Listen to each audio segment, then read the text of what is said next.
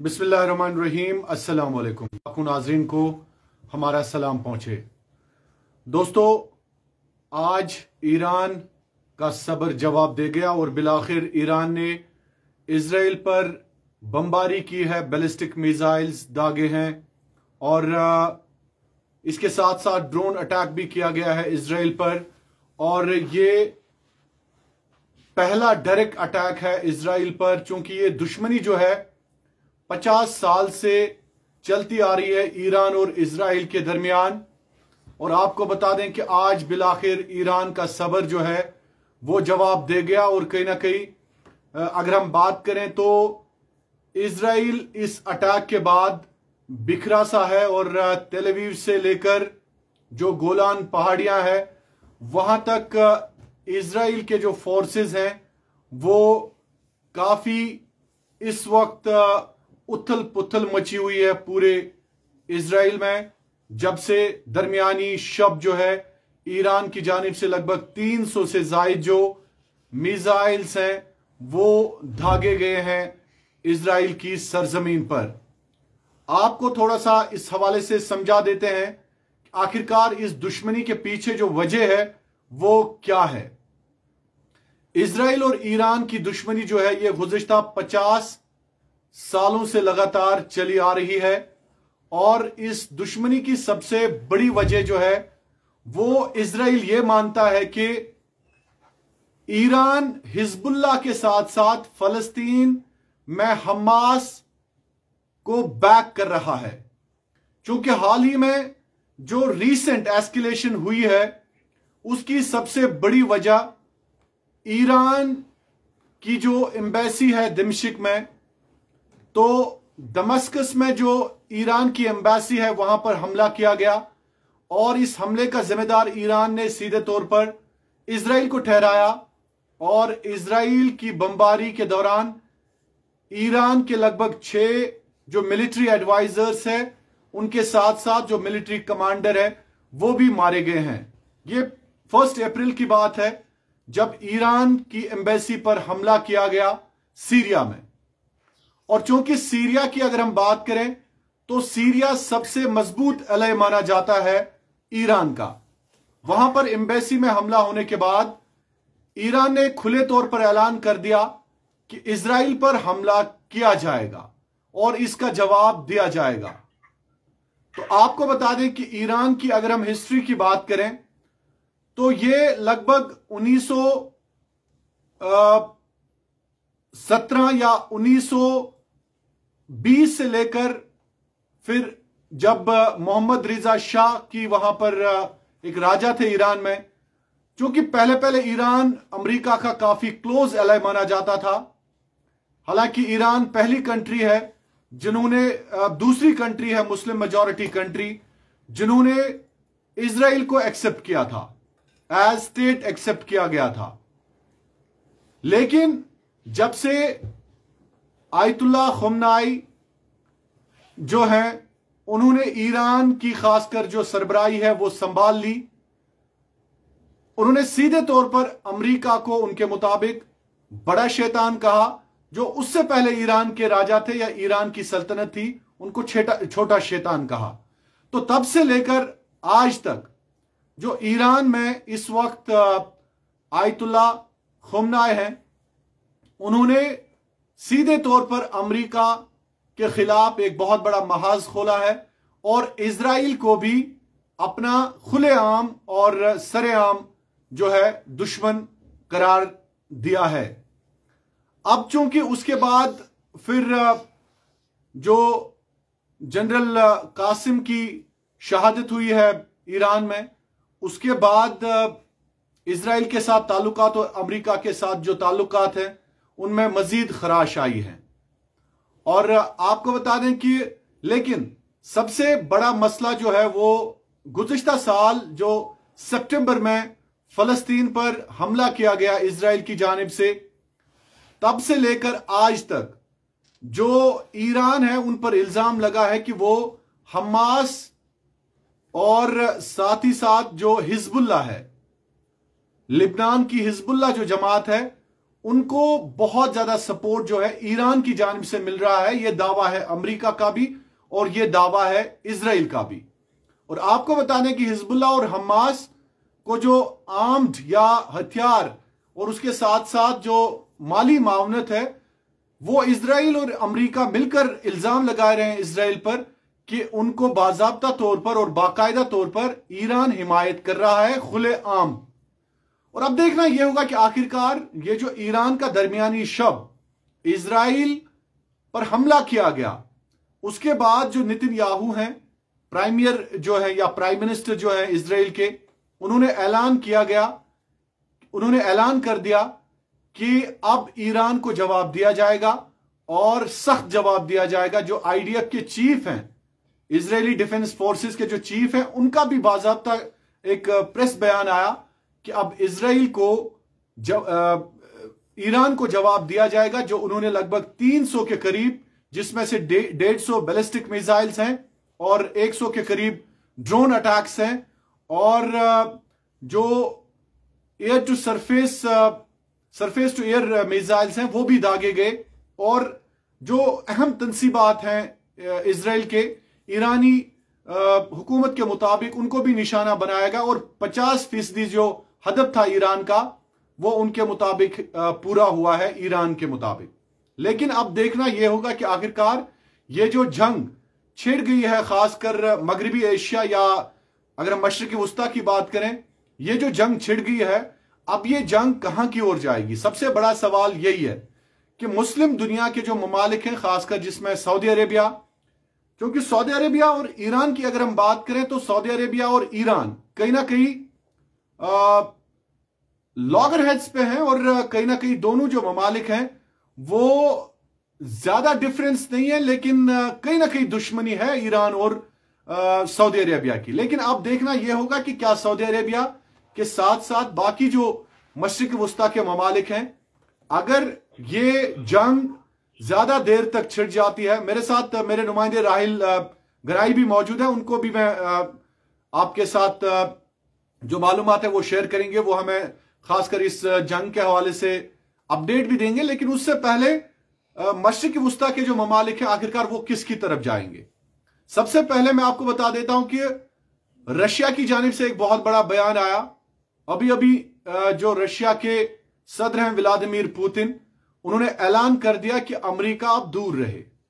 उन्होंने कहा कि अमेरिका दूर रहे। अगर अमेरिका ने फिर एक बार इस जंग में मुदाखलत करने की कोशिश की या ईरान पर कहीं ना कहीं हमला करने की कोशिश की, तो यकीनी तौर पर अमेरिका को समझना चाहिए कि रशिया, चाइना और ईरान एक साइड से होंगे और दूसरी साइड से जो भी ताकतें हैं वो आए और 3 ममालिक के साथ लड़ें।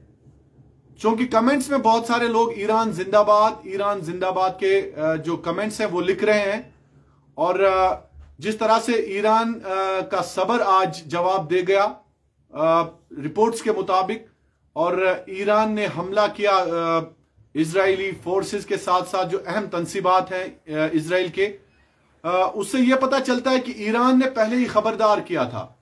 24 घंटे पहले ईरान का एक बहुत बड़ा बयान आ गया था कि इजराइल पर हमला किया जाएगा, और हमला किया गया। हालांकि नेतन्याहू का गुज़िश्ता 3-4 साल से लगातार यह कहना है कि ईरान हमला करेगा, लेकिन अब ईरान ने हमला किया। और नेतन्याहू ने भी एक वॉर कैबिनेट की मीटिंग बुलाई है और उन्होंने कहा है कि ईरान को जवाब दिया जाएगा और मजबूत जवाब दिया जाएगा। मैं मशरिक वस्ता के ममालिक के हवाले से बात कर रहा था कि मशरिक वस्ता के ममालिक आखिरकार साइड कहां की तरफ लेंगे। यकीनी तौर पर जो रिपोर्ट्स हैं और जो तज्जिया निगार हैं, उनका कहना है कि मशरिक वस्ता के जितने भी ममालिक हैं वो सीधे तौर पर ईरान की हिमायत करेंगे और ईरान का साथ देंगे। जिस तरह से ईरान के जो मजहबी रहनुमा आयतुल्लाह ख़ोमेनी हैं, उन्होंने भी ऐलान किया कि अगर हम इस जंग को आगे बढ़ने नहीं देना चाहते हैं, ये मजहबी रहनुमा जो ईरान के हैं उन्होंने ऐलान कर दिया है, लेकिन अगर उन पर हमला किया गया, हम इसको यहीं पे ख़त्म करना चाहते हैं उनके बयान के मुताबिक। लेकिन अगर इजराइल ने या तेल अवीव ने हमला किया तेहरान पर, तो यकीनी तौर पर जो इजरायली रेवोल्यूशनरी, माफ कीजिएगा, ईरान रेवोल्यूशनरी गार्ड्स हैं, वो भरपूर जवाब देंगे, और जवाब ऐसा होगा जो जवाब शायद इजराइल ने कभी नहीं देखा होगा, और कभी उस जवाब की खबर तक नहीं होगी इजराइल को कि किस तरह से ईरान उनका जवाब देगा। बहरहाल सबसे पहले मैं आपको लेना चाहूंगा, राहिल मेरे साथ मौजूद है। राहिल, क्या तफसीलात हैं आपके पास दिन भर की जो डेवलपमेंट्स है उसके हवाले से?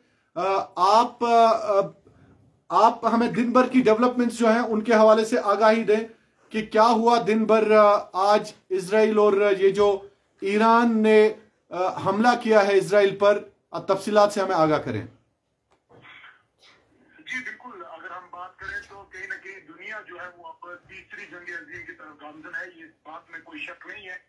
अगर इसी तरीके के हालात रहे, आपको बताते चले कि दौरान शक जो है वो ईरान ने जो है इजराइल पर जो है वो 300 से ज्यादा मिसाइल के साथ जो है वो हमला किया। उसमें ड्रोन के कुछ हमले थे, उसमें बैलिस्टिक मिसाइल थे, और कुल मिलाकर देखा जाए तो चंद रोज कबल अमेरिका के एक बहुत बड़े अखबार में इंकशाफ किया गया था कि 40 घंटे के अंदर अंदर जो है वो ईरान एक बड़ा हमला कर सकता है इजराइल पे।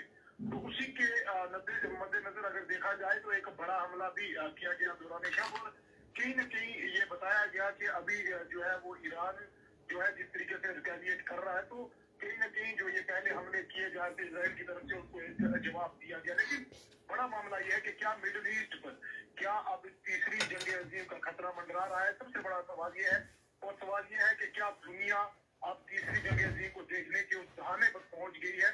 क्योंकि यहाँ पर इजराइल के साथ अगर देखा जाए तो दो ममालिक खड़े हो सकते हैं।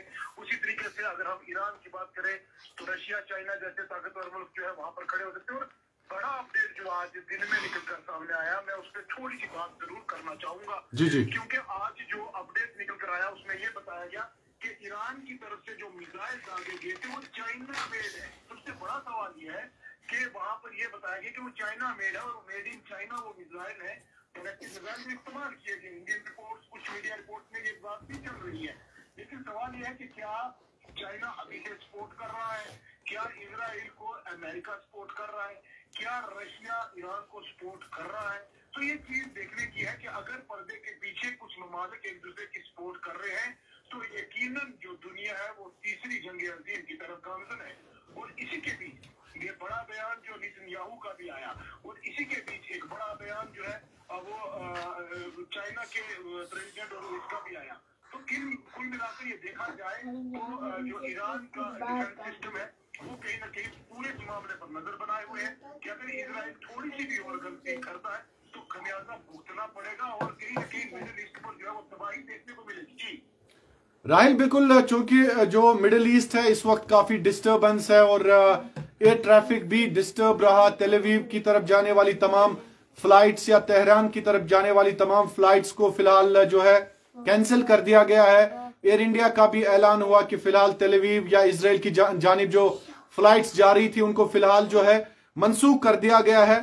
आप का क्या है इस हवाले से, क्या खबर है कि ये जो जंग है, चूंकि ईरान में भी जो इंपॉर्टेंट और अर्जेंट इमरजेंसी मीटिंग बुलाई गई है, अगर इजराइल की जानिब से रिएक्ट किया गया, जैसे नेतन्याहू ने कहा कि जो उनकी कैबिनेट है वो ईरान को जवाब देने के हवाले से तैयार है, तो आप क्या सोच रहे हैं इस हवाले से? आपकी बात जो है मुख्तलिफ जो तज्जिया निगार हैं वो क्या कह रहे हैं इस हवाले से?